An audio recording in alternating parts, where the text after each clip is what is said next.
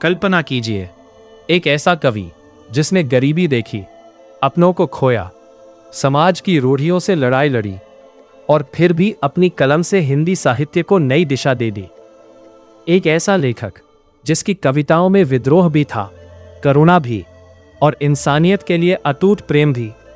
लोग उन्हें पागल कहते थे, लेकिन समय ने उन्हें आधुनिक हिंदी कविता का सबसे बड़ा क्रांतिकारी कवि बना दिया। ये कहानी है महाप्राय सूर्यकांत त्रिपाठी निराला की।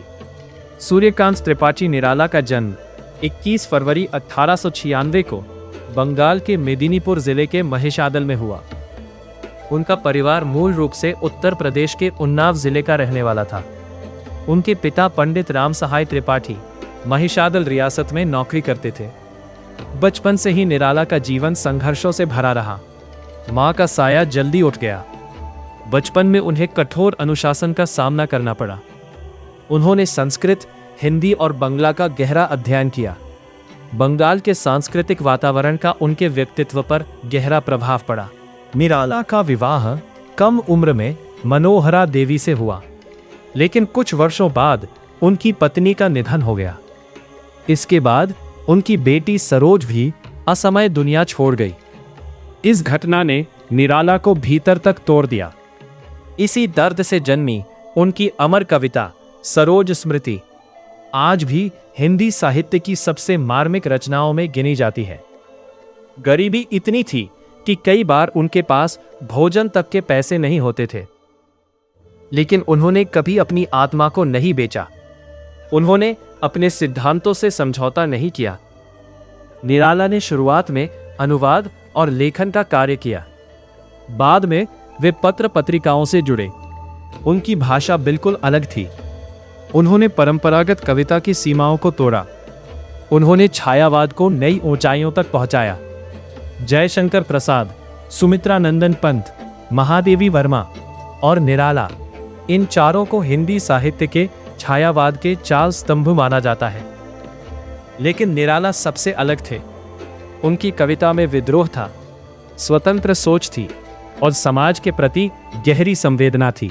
निराला ने कविता, उपन्यास, कहानी, निबंध और अनुवाद सभी क्षेत्रों में महत्वपूर्ण योगदान दिया।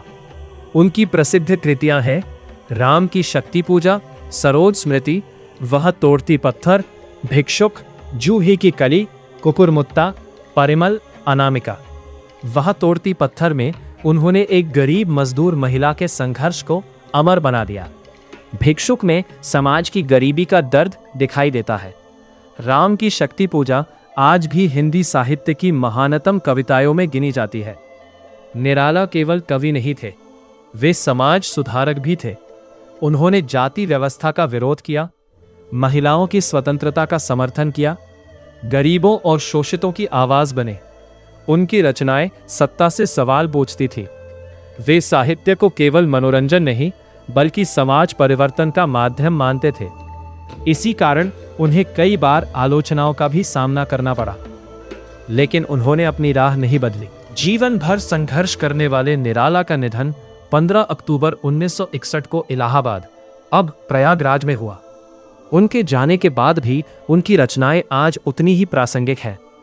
आज भी विद्यार्थी, शोधकर्ता और साहित्य प्रेमी निराला की रचनाओं से प्रेरणा लेते हैं। उन्हें महाप्राण की उपाधि केवल सम्मान के लिए नहीं बल्कि उनके विराट व्यक्तित्व के कारण दी गई। सूर्यकांत त्रिपाठी निराला ने हमें सिखाया कि महान साहित्य केवल सुंदर शब्दों से नहीं बनता, बल्कि सच्चाई, संघर्ष, संवेदना और साहस से जन्म लेता है। उन्होंने हिंदी कविता को नई सोच दी, नई भाषा दी और नई दिशा दी। इसीलिए जब भी हिंदी साहित्य के महानतम कवियों का नाम लिया जाएगा, महाप्राण सूर्यकांत त्रिपाठी निराला का नाम सदैव सम्मान के साथ लिया जाएगा। यदि आपको ये ऑडियो पसंद आया हो तो इसे लाइक करें, अपने मित्रों के साथ साझा करें और हिंदी साहित्य तथा भारतीय इतिहास से जुड़े ऐसे ही रोचक ऑडियो के लिए हमारे चैनल को सब्सक्राइब करना न भूलें।